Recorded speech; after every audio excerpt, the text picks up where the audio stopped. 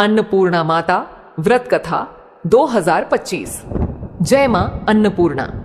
प्रिय श्रोताओं, एक शांत और स्थिर मन के साथ चलिए उस समय में चलते हैं जब यह धरती, यह आकाश, यह वायु सब कुछ शुद्ध थे। हम सतयुग की बात कर रहे हैं, उस युग की जब धरती स्वर्ग का आईना हुआ करती थी। और उस धरती पर सुनिए एक नगरी थी, ऐसी नगरी जिसे स्वयं महादेव ने अपनी त्रिशूल पर धारण किया हुआ था। उस नगरी का नाम था काशी। काशी जहां हर पत्थर शिव है, काशी जहां बहती गंगा की लहरें भी महादेव का नाम जप करती हैं, काशी जहां मृत्यु भी उत्सव है क्योंकि वह मोक्ष बन जाती है। उस दिव्य नगरी में जहां यह वरदान था कि कभी कोई भूखा नहीं सो सकता, एक बहुत अजीब, बहुत गहरा सूनापन फैल गया। यह सूनापन किसी खजाने के लुटने का नहीं था, यह सूनापन था आत्मा के खाली हो जाने का। देखिए, लोगों के घर अन्न के भंडारों से भरे हुए थे, पर किसी का पेट नहीं भरता था। थालियों में 56 भोग सजे थे, पर जीभ को कोई स्वाद नहीं आता था। भोजन था, पर भोजन से उसका सत्व चला गया था।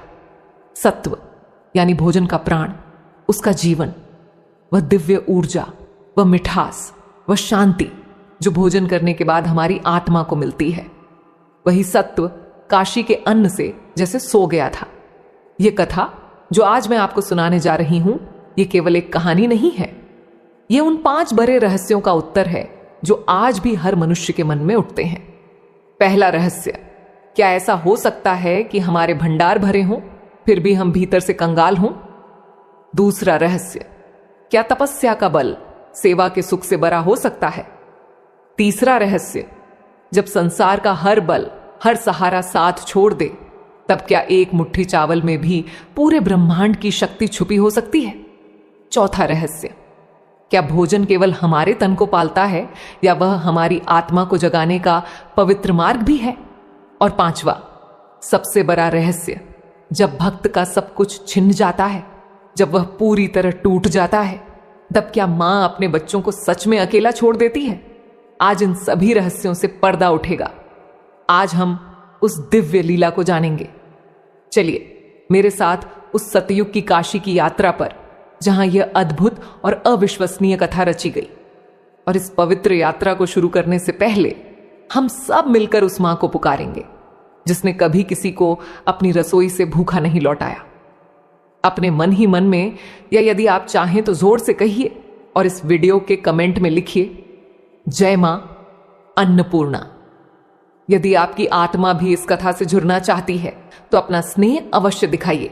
इस कथा प्रवाह को एक लाइक कीजिए और इस परिवार का हिस्सा बनकर भक्ति सफल चैनल को सब्सक्राइब करें और इस घंटे को ऑल पर कर लें। तो चलिए अब कथा आरंभ करते हैं। उस सतयुग की काशी का वैभव अद्भुत था। घर सोने के थे और मन हीरे जैसे। हर कोई धर्म के रास्ते पर चलता था। पर उस दिन आनंद दशमी का पर्व था और किसी के चेहरे पर आनंद नहीं था।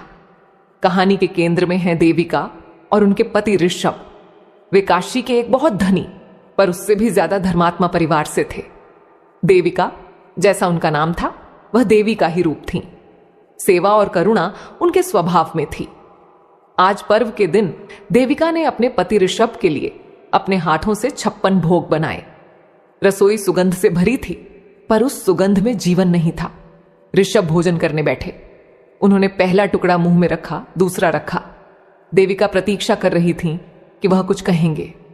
ऋषभ ने एक लंबी सांस ली और कहा कि देवी, भोजन बहुत उत्तम है, आपकी मेहनत दिख रही है, पर न जाने क्यों पेट तो भर गया पर मन नहीं भरा।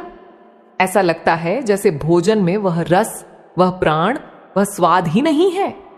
देविका का मन उदास हो गया। यह केवल उनके घर की बात नहीं थी, यह पूरी काशी की समस्या बन गई थी। किसी को समझ नहीं आ रहा था कि भोजन का सत्व कहां चला गया। अब चलिए काशी के उस कोने में जहां इस समस्या की जड़ छुपी थी। आज धान्य संचय पर्व था। यह वह दिन था जब लोग अपने अन्न के भंडारों की पूजा करते थे, उन्हें धन्यवाद देते थे। पर काशी का एक सेठ, जिसका नाम था धूमाक्ष, इस पर्व को अपने लालच के लिए मना रहा था। धूमाक्ष बहुत लालची था। उसने सोचा कि यदि मैं सारा अनाज खरीदकर अपने गोदामों में छिपा लूं तो लोग भूख से तड़पेंगे। तब मैं इसे 10 गुना महंगे दाम पर बेचूंगा। उसने ऐसा ही किया। उसने अन्न का भंडारण करके जानबूझकर काशी में भूख पैदा कर दी। वह अन्न को केवल व्यापार की वस्तु समझता था। वह उसे मां का प्रसाद नहीं मानता था। यही अन्न का सबसे बड़ा अपमान था।